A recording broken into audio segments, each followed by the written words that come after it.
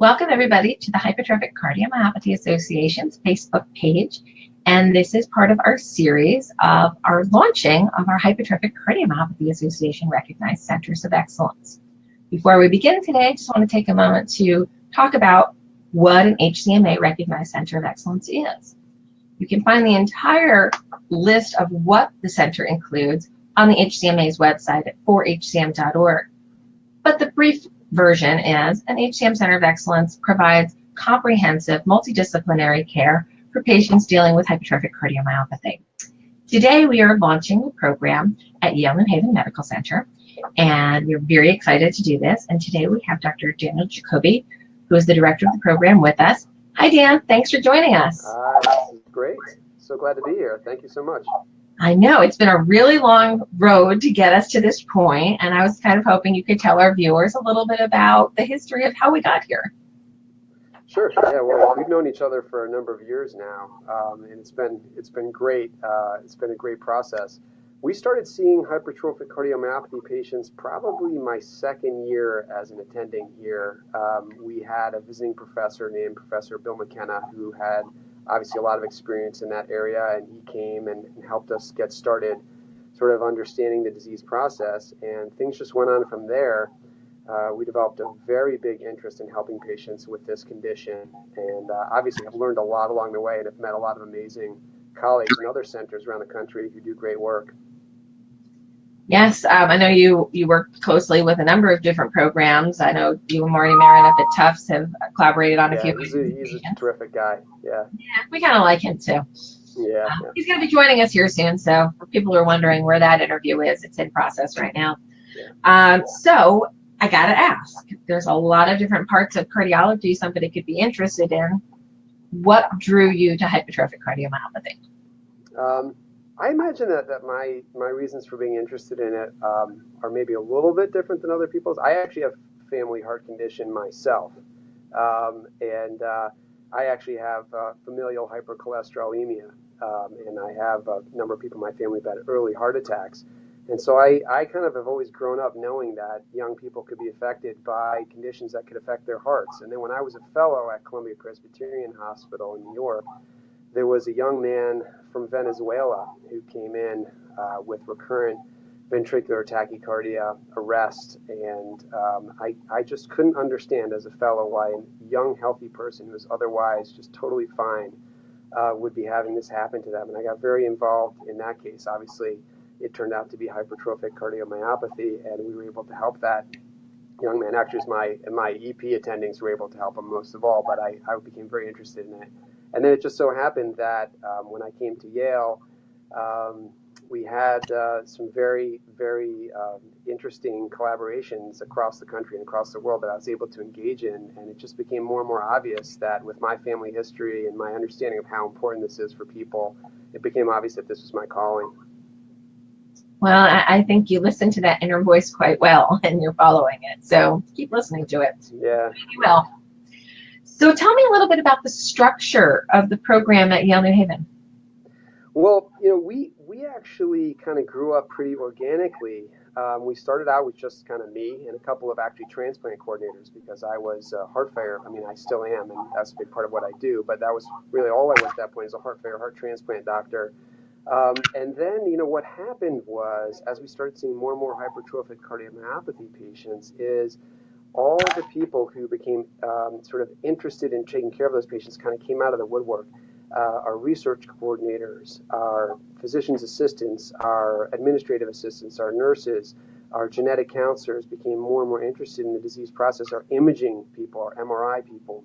And ultimately what we ended up with is a pretty comprehensive team of individuals who are all really specifically dedicated to hypertrophic cardiomyopathy. You met a lot of them when you came up.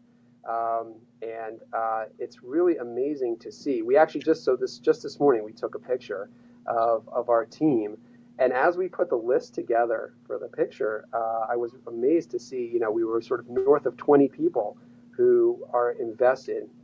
The way we're structured really in a practical sense is when a patient comes in, they either get referred in, sometimes they get referred to the surgeon, sometimes they get referred to a cath doctor, sometimes they're just seeing their general GP, or sometimes they self-refer. Ultimately, all those patients get seen in sort of what we would call the core hypertrophic cardiomyopathy clinic, which is something where I basically personally see every single patient with hypertrophic cardiomyopathy. And with the help and assistance of our terrific physician's assistant, Annie Radonsky, and some fabulous nursing staff also, we provide an initial assessment that's really very comprehensive. And then we ask for help. So if you have an electrophysiological problem, we have specialists. In fact, you just had a Face Live interview yesterday with Rachel Lampert, who's just is an incredible electrophysiologist doing breaking research, groundbreaking research in HCM. Or genetics, we have an incredible cardiovascular genetics doctor here who can handle complex family histories and things. So we will refer out to our colleagues, and then I always, as a routine, I see patients back. After I see them the first time, I see them back in 3 months, and there's invariably a bunch of testing, and there's a bunch of questions that come up. And I see them back in 3 months, and we spend usually about an hour going over everything. We look at the MRI images, if there's been an MRI and all the things, genetics and all that stuff. And then we kind of come up with a plan. Because as you know, a lot of patients with HCM are happy, healthy, functional, don't have day-to-day problems. And those patients don't need to be seeing doctors every 15 minutes. They just need a good risk assessment and a plan and a place to call. And there's other people who do have problems where we need to follow them more closely and provide more support. So we kind of triage at that point.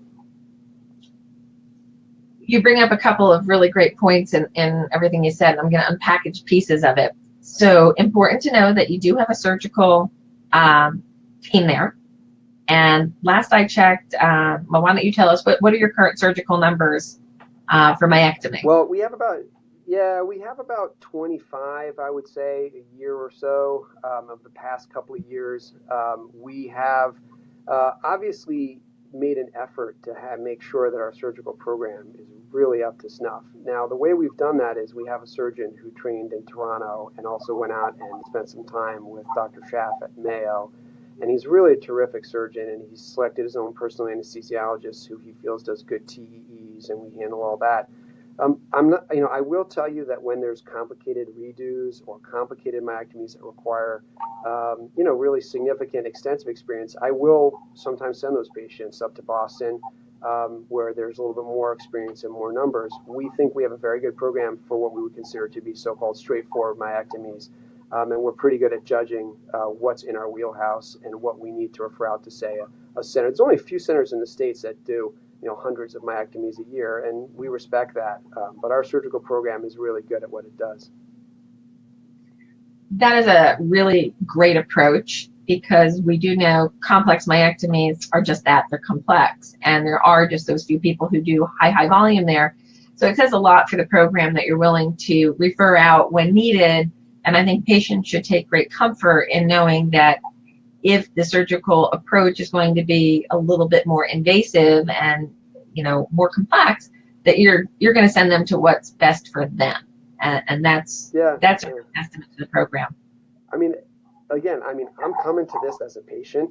Really, that's the bottom line, is I'm coming to this as someone who understands what it means to have something that's complicated that a lot of people don't fully understand. It took me years to convince someone to start me on a statin because I look so healthy and I run 10 miles and everything, but I have a real genetic problem that needed special input. So, I respect that issue big time.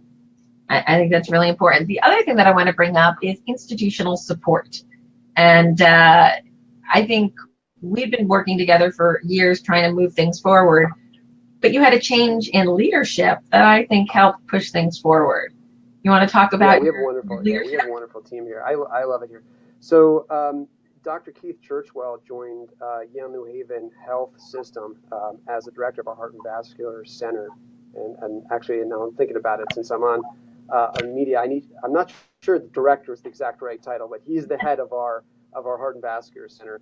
And he's an amazing guy. He was very involved with the HCM work that was done at Vanderbilt, which is where he was before he came here. And he had it from the minute he walked in the door. He called me in his office and he said, Dan, what can we do to support you? What can we do to make this program something really special where we know we're providing all the right kind of support. And at the same time, the chief of cardiology, Henry Cabin, had always been an incredibly strong supporter of doing this special kind of work.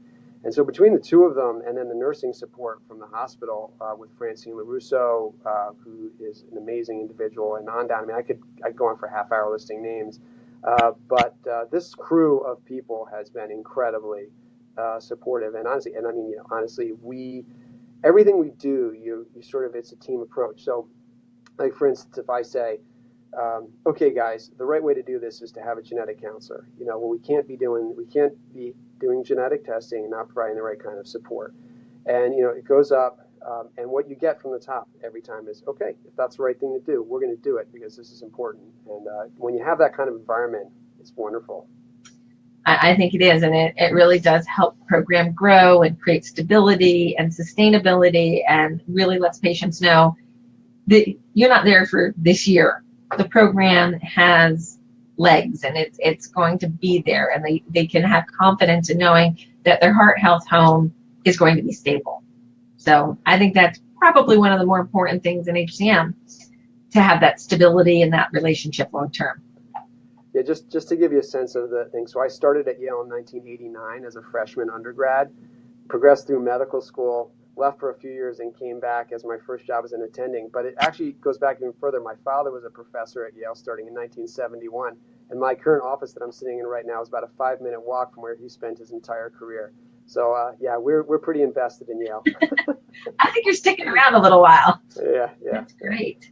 So tell us a little bit about the research interest. Yesterday we learned about Live HCM, and that Yale is, the co-PI is Rachel Lampert, who's down the hall from literally. Amazing stuff. So we know about Live HCM. What other research are you guys interested in at Yale? Well, I think I'm really glad you asked that, because if you look at what each center of excellence can contribute, to the field of HCM. Different people have different expertise and strengths. I already mentioned that there are some centers that are doing, hundreds of myectomies. One thing that Yale historically has always been really a leader in is in discovery of new biology and cutting-edge research. And that is an area that we are proud of, we're good at it, and we take it really seriously. So we have, out of the gate, we have started with a couple of different programs. One is we've tried to be really good collaborators with clinical research programs that are going on across the country.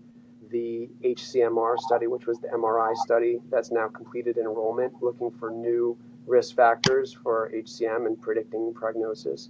And then the current studies that are going on with the new medication for hypertrophic cardiomyopathy, which we really hope are fantastically successful. We're going into phase 3 trials of that. I'm actually the presenting author at the American College of Cardiology conference that's happening in a few weeks down in Orlando on Sunday morning at 8:51 a.m. We will be presenting the latest results from the trial, which I can't tell you now, but I'm very excited about that. And then additionally, we've tried to kind of have our in-house things. I know when you were here once, I think you met our stem cell biologist and our biomedical engineer. We have this incredible collaboration with a guy named Stuart Campbell and another doctor named Yibing Chang. And they really are the incredible scientists, have developed this incredible technology to model hypertrophic cardiomyopathy in these little engineered heart tissues. And we've just submitted a grant, which we hope gets funded, to use that technology to provide preclinical diagnosis for people whose genetics are negative. So, 50% of people can't get family screening through genetic testing. And we know genetics are wonderful, but it's a moving target. So we're hoping that this technology can add to our ability to kind of prognosticate for family members of affected individuals and kind of give us a sense of who needs to be monitored, who doesn't, and maybe even how severe the disease might be, and maybe do some predictive kind of treatments. That's pie in the sky, obviously, but that's what we're about. We're about the pie in the sky when it comes to research, and we're trying to make breakthroughs. Well, I think that is a really great topic for a future interview with you and the researchers, because we now have the capability of having two of you on here at a time. So I would love to talk about that later. So you brought up some really great points. And I will say that I really did want to get to ACC, but I have my left heart cath that Thursday, and I don't think I'm going to be flying to Orlando that quick. So Why don't you get your cell phone and put it on the podium so I can watch you Yeah, live? I'll give you a call immediately after the presentation and update you personally. Okay. You can just put the phone on and leave it there, but that's okay. So I'm Oh yeah, really, sorry, I missed the point. Okay, I'm not recording it. I'm I want it actually live. broadcasting it to you. Okay, There you go. got it.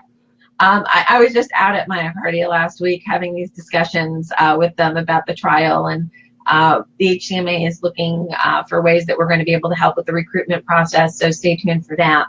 Oh, Um, great. I hope to have something to announce formally next week, but we're still working it out. So we've got that.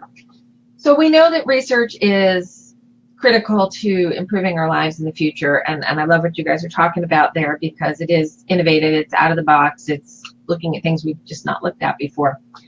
But what do you think, research aside, what do you think are the biggest challenges in managing large numbers of people with hypertrophic cardiomyopathy or specific issues related to HCM? Where are the challenges now? Well, I mean, the first thing that comes to mind when you ask that question, honestly, is trying to kind of defang the tiger, is what I'll say. So, very, very frequently, and it's unfortunate this is the case, but very, very frequently when a new patient comes to me, they've actually seen a number of doctors before they actually got to me, Right. and they may not have had. I mean, ideally they've had access to HCMA is a fabulous resource, but a lot of times they haven't been able to figure out how to get in contact, and they come in very, very stressed out, very, very overwhelmed, wondering about the diagnosis, very, very scared for their kids, and to me, you know, how should I say this? One time, a doctor told me when I was in training, one of my mentors told me, um, you know, when you walk out of the patient's room, both you and the patient should feel a little bit better. If you don't do that, then you know you didn't do the good job. And I think the part of what we try to do, what I try to do with every visit is, I try to give people some level of control and understanding over what's going on for them, because you know, this is not like smoking related disease that you feel like, oh, I have some responsibility in it, I did this to myself, I got to this is something that just happens to you, you didn't ask for it. And I think so. I think, you know, it's not even a medical thing really. It's more just like, you know, sort of being able to put all the pieces together and say, look, we can understand this, we can predict risk, we can provide follow-up, we can prevent bad things from happening, and we know how to do it pretty well. So let's get to it. And if we do the right steps, and neither the doctor nor the patient is putting their head in the sand, we'll get there. And when the patient walks out of the room, I know whether I did it right or not because I feel it. If I did it right, then the patient feels better and I feel good. If I didn't do it right, or if we didn't hit it, then I don't feel good. And you know what? In those cases, often I'll end up calling the person after the visit in a couple of days, say, hey, I was going back over your chart, I noticed this or that, just to kind of open the conversation. Or, you know, at the next visit, I'll say, you know, that last one didn't quite end up exactly the way we wanted it to. What other questions are on your mind? So I think that's the critical issue when you see patients. Now, if you're talking about the medical issues, boy, we got to pin it down one by one because there's so many different angles to go down. I hope that's an okay answer. It is an okay answer because to me, that's the challenge of HCM in each individual case. It's okay, we know HCM is up here, but what is your particular issue today? What might your issue be tomorrow? And how do we make sure tomorrow doesn't turn bad? How do we keep it as positive as possible? And for each person, it is an individual issue. Yeah. And, you know, what we deal with here at the HCMA is very different than what you guys are dealing with on a clinical basis. But we know that the variety of issues are almost just countless. And we also know that somebody will come in and say, I really want to talk about this. And maybe they want to talk about genetic screening in their kids, but they've got a gradient of, 160 and they can't get up a flight of stairs without falling over. And you go, yeah, we probably want to talk about that part You are first. so right about that. And then we'll get to the genetic. Yeah. So that balancing, I think, is a challenge. But any HCM center, as it grows, they see those challenges and they figure out better ways of dealing with how to help triage the patient and understand what the issues are in front of them. So, Lisa, can I jump off of one thing you just said, because I think it's really important, and that is that people come in for all kinds of reasons to see their doctor, and I feel that our job is to try to provide the big picture for what's going on, and try to give that patient the tools to kind of deal with it.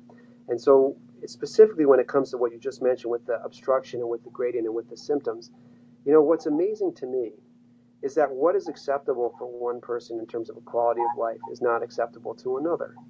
And the treatment for each thing that comes up needs to be tailored to each individual's expectation of what they want out of their lives. Now, there are some things that aren't like that. If you're having a bunch of ventricular tachycardia and passing out, that's a black and white issue. Go back. The camera internet got you on that one. Could you repeat the issue? Yeah, I'm just saying if you have a bunch of VT and you're passing out, that's a pretty black and white issue. But a lot of the things are, what are the symptoms? What are the treatment options?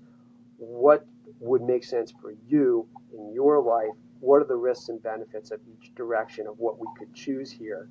And that's the conversation. It's a very individualized conversation.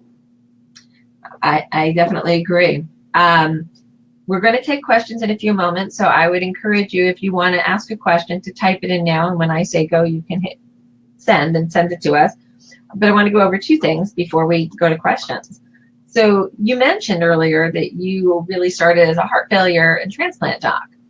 Not every HCM doc comes from the same vantage point. Some are non-invasive cardiologists, some are invasive, some are EPs. You're a transplant doc and an HCM doc. So when somebody comes in to see you for HCM, you would stay with them all the way through the transplant process, correct? Yeah. I wear two hats here at Yale. One is I'm the medical director of the HCM program. Dr. Dar is the surgical director. And the other one is I'm the director of the so-called comprehensive heart failure program, which we do transplant, LVAD, and we actually have a very good heart failure population health program. That's why we call it comprehensive. And it's true that sometimes people need transplants, as you obviously know. And when I see a patient who needs a transplant, I follow them. I take care of them in the hospital when they're pre-transplant. I take care of them post-transplant.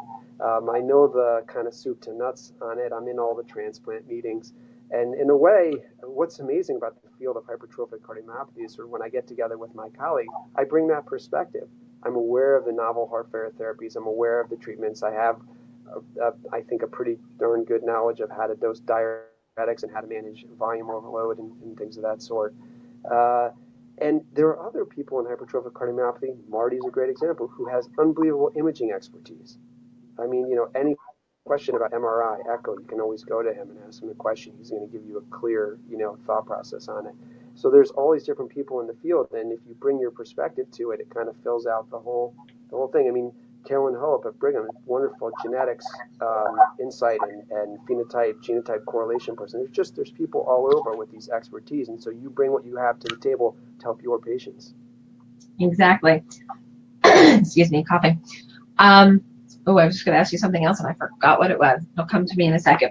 So I did want to give you an opportunity to answer more of a fun question, and that is, what is the rewarding part of this really complicated, stressful work? What's the rewarding part for you?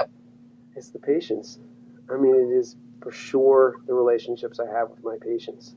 I mean, there's absolutely no doubt about it that being able to try to help someone and actually being able to connect with them and even joke around a little bit, talk about our kids, show pictures, and then say, and then there's two different kinds of things. Sometimes you just see someone year on year for, it'll be, I've been doing this about 8 years, so that's my timeline. And, by the time you see someone enough times, it's like seeing an old friend when they come in, hey, how's it going? Your Holter was fine, it's nice to see them. And at the same time, there's also people who you see go through incredible difficulty and they come out the other side, and it is just like amazing when that happens. So that is the rewarding issue of it.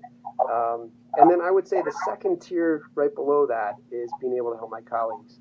So being able to be a resource for my colleagues that I work with, and they call me. In fact, one of our TAVR doctor, Dr. John Forrest, just called me up this morning and said, hey, I'm doing this TAVR clinic and the patient with HCM just came in. Can you have a look at the scan, let's go over it together, and just being able to have that interaction and help out is a wonderful feeling.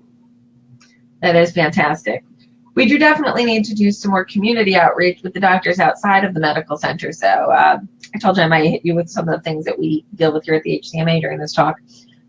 Believe it or not, in the past couple of days, we've been dealing with a large number of community-based GP level docs telling people things about HCM that are just not true.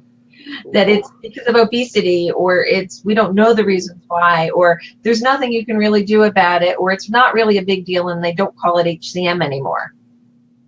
Wow. So what do we do about that? Let me know how I can help with that. Yeah, we're going to have to get out to the community. That does not sound too good to me. But again, that's going back to defanging the tiger, unfortunately. And I'm sure whoever might be watching this video might have had a personal experience of, you know, seeing someone who doesn't quite understand the disease and eventually getting to someone who does. Maybe it's when they call you finally, and you know, they say, and it's like they have you on the other end of the phone. It's like, oh, here's someone who understands what's going on. And it's just, you know, but we have to do a better job. I couldn't agree more of getting out to the GPs and general cardiologists and helping them understand. Well, I think some people think you're doing a pretty good job because you have some of your fan club here, and I'm going to pop a couple of their little notes up here. So there's some people that I guess you've seen in the past, and maybe some people you've seen really recently saying hi. Hi. Thank you for those comments. And now if you have any questions, it'd be a really good time to hit the send button as we let you know what's going on. So this is a nice one. You kept me alive waiting for a heart transplant.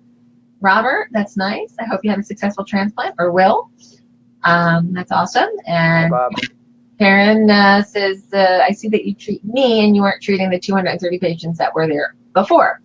So these are like fantastic comments to hear from unsolicited members of our population here. So they're there. Yeah, I mean, I wish I could type in my own comments about my patients because it's an amazing group. I find, you know, Lisa, like you and I, we kind of joked around when we were planning for this Facebook Go Live. Remember about how we were going to do the HCMA Center of Excellence visit, and then you got your transplant, which Yeah.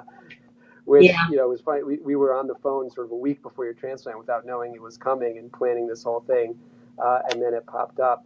But you know, if you know, sort of having those interactions with people who have gone through all these things, and just talking to you, Lisa, who've gone through. I mean, what have you gone through? All the things that you've gone through and seen, and it's very humbling. I know a lot of times people say that, and it's just like a way of not being that humble, but I really mean it. I feel like I see people go through things that I frankly I don't know if I can handle myself, and it's very very touching to see people come out and then be able to say, be kind, be generous, not be angry at the world, be able to keep giving. I mean, it's amazing. Yeah, I think I was supposed to come up and see you in February.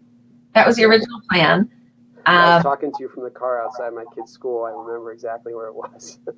Yeah, I'm like, yeah, I can't come. I'm a little busy right now. But I will say that I probably jumped on that one a little bit sooner than most people would have post-transplant, but I had a good day. So I was up there already in April, but I was on prednisone. These poor people had to deal with my meeting on prednisone. You were, yeah. No one could believe it when you came up. You were sitting there holding court at the desk, and people come and say, "No, yeah, Lisa just had a heart transplant." What? That's incredible. I think I was like 10 weeks. Yeah, you were really pretty. It was early. It was impressive. That was commitment. Yeah, it was okay. I did it. It was fun. Okay, so Lisa says, I wish there was less gray area about when to get an ICD due to relatives who've had a cardiac arrest. Is there going to be any new input on that? Well, I think you talked about that a little bit on the HCMR study. What else do you think? Yeah, Lisa. I mean, so Lisa, this is a brilliant question. I personally know exactly why you're asking this question. So what I can say is this HCMR study that Lisa just mentioned I'm very hopeful that that's going to provide some additional, more definitive information about exactly what kind of genetics and what kind of imaging and what kind of clinical features are going to be things that we're going to push us to need to have a prophylactic defibrillator.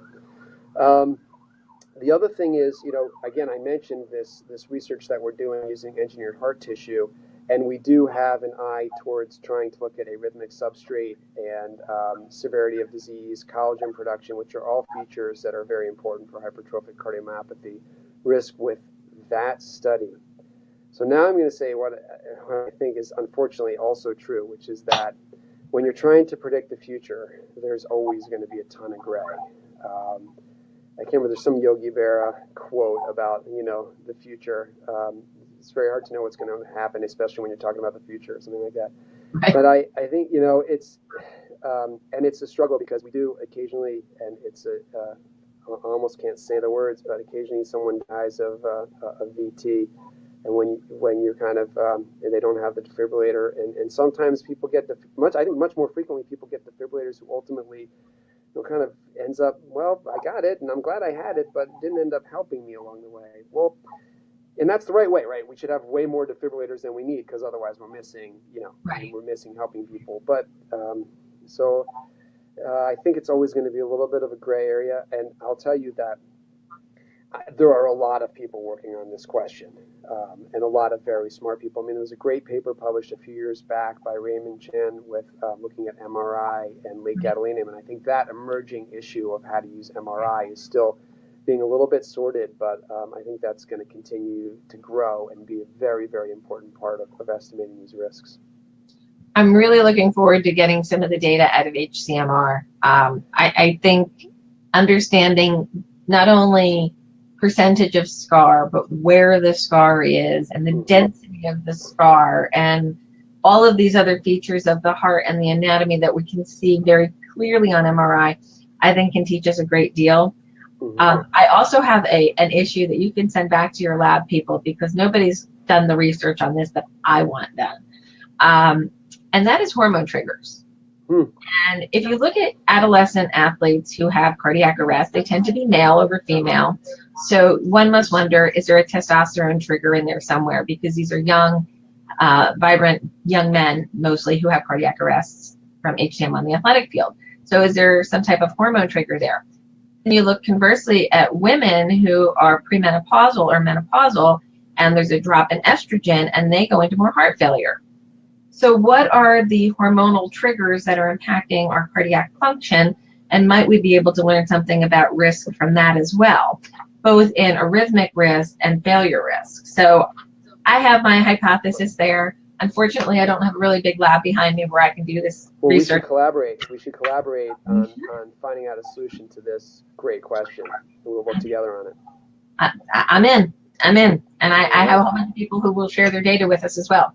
So we have a comment here from Annette. My son was just seen this week at Mayo in Rochester. He's 26 and had myectomy since 8 years old. He will have a second myectomy in June. It's common when they're young to have a second myectomy. And he lives near Dr. Newman in Rochester. I don't know Dr. Newman. My son will be in good hands, and he has good surgeons. So it looks like you've got him managed quite well. So congratulations for that. You got to be proactive, and I will say that most kids who have myectomy very young, there's a higher likelihood that they're going to need it when they get to full growth as well. So it's really important to have a great myectomy on that first one in the young ones, and Mayo is a fantastic place for those early young myectomies. So congratulations on getting your son the care he needs. You win points as a good advocate for your son. Yeah, you. Okay, any other questions? We're going to wrap up here in just a moment. We've taken a good half hour of Doctor's time, and we want to let him get back to his patients, because I know he literally left one patient, called me, got on here, and now he's got to get on to some other work. So we are really excited at the HCMA to have Yale as one of our 29 HCMA. We are super psyched. This is just great. I know it took a little while, but I had a little trouble last year, so thank you. We just keep doing our business, and working with the HCMA has been a great honor. I just want to say to you, Lisa, I think you deserve a great amount of credit, and more than you even get, for improving the care for patients with this condition and being an advocate, being a strong advocate, and we're just 100% on board. Well, thank you for that. This is definitely a team here. I have a fantastic staff here that helps us do this every day, and a wonderful board and passionate members of this organization that I strive to serve every day and make their lives a little bit easier while dealing with HCM. So we really appreciate your partnership, and I'm looking forward to that research project. We're going to get on that. And oh, by the way, you've got an email regarding the transplant document that we need to be working on. I saw that this morning. Yeah, so we've got some more work to do. So we will We will share that information when that becomes available. But thanks for sharing your time today. Thanks to your entire team there at Yale. Hi, guys. Oh, wait, one more question. Can we bring a conference to Yale area again? I'm working on something, but he doesn't even know about it yet, so I'll get back to you on that one. So, good idea, Lisa. Jacoby, have a great day, and thanks to everybody up at Yale. Thanks so much. This is terrific. Thanks so much. Okay. Bye. Bye-bye.